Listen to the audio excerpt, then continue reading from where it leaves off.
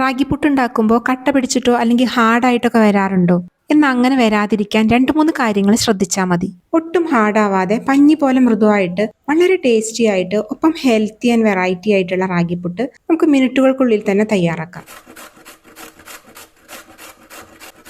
2 തരത്തിലുള്ള പുട്ടാണ് നമ്മളിവിടെ ഉണ്ടാക്കാൻ പോണത്. ഇതിന് ആദ്യമായിട്ട് വേണ്ടത് ഒരു കഷ്ണം ക്യാരറ്റാണ്. അത് നമ്മൾ തൊലി കളഞ്ഞ് ഗ്രേറ്റ് ചെയ്തിട്ട് എടുത്തിട്ടുണ്ട്. അതൊരു ബൗളിലേക്ക് ഇട്ട് കൊടുക്കാം. പിന്നെ ഇതിലേക്ക് വേണ്ടത് കുറച്ച് നാളികേരം ചിരകിയതും കൂടിയാണ്. അതും കൂടി നമുക്ക് ഇതിലേക്ക് ഇട്ടിട്ട് ഒന്ന് നന്നായിട്ട് മിക്സ് ചെയ്യാം. ഇങ്ങനെ ഉണ്ടാക്കുമ്പോൾ നമുക്ക് കറിയുടെ ആവശ്യം പോലും ഇല്ല. ഇനി ഇതിലേക്ക് വേണ്ട റാഗിപ്പൊടി നമുക്ക് എടുക്കാം. ഒരു മീഡിയം സൈസ് ചായക്കപ്പിലാണ് ഇവിടെ റാഗിപ്പൊടി എടുത്തിരിക്കുന്നത്. ഈ അളവിൽ എടുക്കുകയാണെങ്കിൽ 2 പേർക്ക് ഇത് മതിയാവും.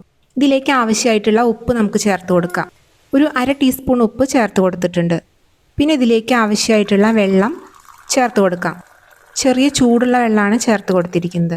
ചെറിയ ചൂടുള്ള വെള്ളം ഈ പുട്ട് സോഫ്റ്റ് ആവാൻ വേണ്ടിയിട്ട് സഹായിക്കും.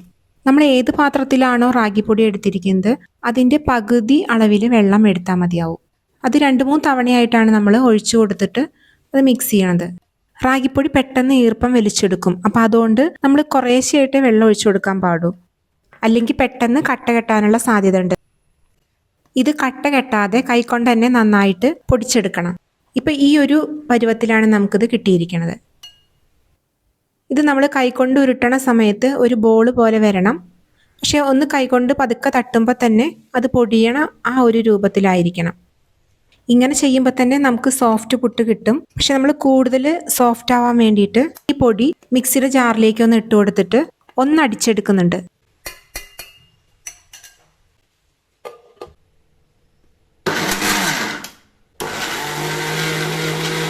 ഇത്രയും മതി. ഒരു കുക്കറിലാണ് നമ്മളിത് ആവി കയറ്റണത്. അപ്പോൾ അതിന് വേണ്ടിയിട്ട് ഒരു കുക്കർ അടുപ്പത്ത് വെച്ചിട്ടുണ്ട്. അതിൽ നമുക്ക് ആവശ്യത്തിന് വെള്ളം ഒഴിച്ചു കൊടുക്കാം. അതിനുശേഷം അടച്ചു വെച്ചിട്ട് ഒന്ന് ആവി വരുന്നത് വരെ വെയിറ്റ് ചെയ്യാം. നന്നായി ആവി വന്നതിന് ശേഷം മാത്രം നമുക്ക് പുട്ടുകുറ്റി കുക്കറിൽ വെക്കാം. കുക്കർ ആവി വരുന്ന സമയം കൊണ്ട് നമുക്ക് പുട്ടുകുറ്റിയിൽ നമുക്ക് ഇത് ഫില്ല് ചെയ്യാം. ആദ്യം ക്യാരറ്റും നാളികേരും കൂടിയിട്ടുള്ള മിക്സ് ഇട്ടതിന് ശേഷം പിന്നെ റാഗിപ്പൊടി നമ്മൾ ഇട്ട് കൊടുത്തിട്ടുണ്ട്. പിന്നെ അതിന് ശേഷം അതിന് മുകളിലായിട്ട് ക്യാരറ്റ് നാളികേര മിക്സ് ലെയറായിട്ട് ഇട്ട് കൊടുക്കാം.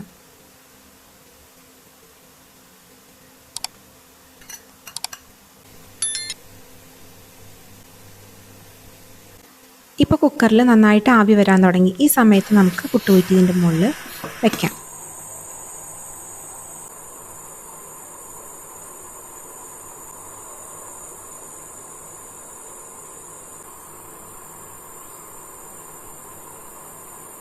ഇപ്പോൾ നന്നായി ആവി വന്നിട്ടുണ്ട്. ഈ സമയം കൊണ്ട് പുട്ട് വെന്തിട്ടുണ്ടാവും. ഇനി ഇത് നമുക്കൊരു പ്ലേറ്റിലേക്ക് മാറ്റാം. വളരെ സോഫ്റ്റ് ആയിട്ടുള്ള വളരെ ഹെൽത്തി ആയിട്ടുള്ള വളരെ ടേസ്റ്റോട് കൂടിയിട്ടുള്ള പുട്ട് തന്നെയാണ് നമുക്കിവിടെ കിട്ടിയിരിക്കുന്നത്. പോഷക സമൃദ്ധമായിട്ടുള്ള റാഗിയും ക്യാരറ്റും നാളികേരും ഒക്കെ ചേരുമ്പോൾ ഇതൊരു പോഷക സമൃദ്ധമായിട്ടുള്ള ബ്രേക്ക്ഫാസ്റ്റ് ആണെന്ന് പറയാം. റാഗിയിൽ ധാരാളം കാൽസ്യം, ഫൈബറും ഇരുമ്പൊക്കെ അടങ്ങിയിട്ടുണ്ട്. അതുകൂടാതെ പ്രോട്ടീനും മിനറൽസും കാർബോഹൈഡ്രേറ്റ്സും ഒക്കെ ഉണ്ടല്ലോ. പിന്നെ ഇത് ഗ്ലൂട്ടൻ ഫ്രീ ധാന്യമാണ്.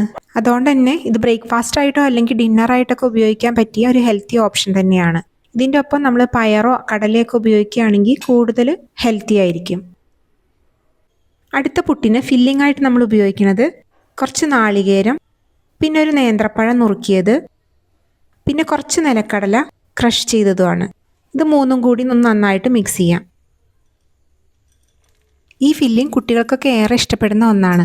നേരത്തെ ചെയ്തതുപോലെ തന്നെ നമ്മൾ ആദ്യം ഈ ഫില്ലിംഗ് വെച്ച് കൊടുത്തു. അതിനുശേഷം പൊടിയിട്ട് കൊടുത്തു. പിന്നെ അതിൻ്റെ മുകളിൽ വീണ്ടും ഫില്ലിംഗ് നമ്മൾ വെച്ച് കൊടുത്തിട്ടുണ്ട്. എന്നിട്ട് നന്നായി ആവി വരുന്ന സമയത്ത് തന്നെ നമ്മളിത് കുക്കറിലേക്ക് വെച്ച് കൊടുത്തു.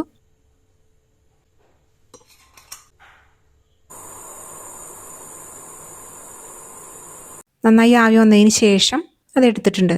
ഈ രീതിയിൽ ഉണ്ടാക്കുകയാണെങ്കിൽ പുട്ട് ഹാർഡാവില്ല എന്ന് മാത്രമല്ല വളരെ ടേസ്റ്റി ആയിട്ടുള്ള ഒപ്പം ഹെൽത്തി ആയിട്ടുള്ള ബ്രേക്ക്ഫാസ്റ്റ് നമുക്ക് പെട്ടെന്ന് തന്നെ ഉണ്ടാക്കാനും പറ്റും. ഈ വീഡിയോ ഇഷ്ടമായ സപ്പോർട്ട് ചെയ്യാൻ മറക്കല്ലേ. ലൈക്ക് ചെയ്യാനും ഹൈപ്പ് ചെയ്യാനും ഒന്നും മറക്കരുതേ. ഇനി കൂടുതൽ നല്ല റെസിപ്പികൾക്കായിട്ട് സബ്സ്ക്രൈബ് ചെയ്യാനും മറക്കല്ലേ. ഒപ്പം നിങ്ങളുടെ അഭിപ്രായം കൂടി അറിയിക്കണേ.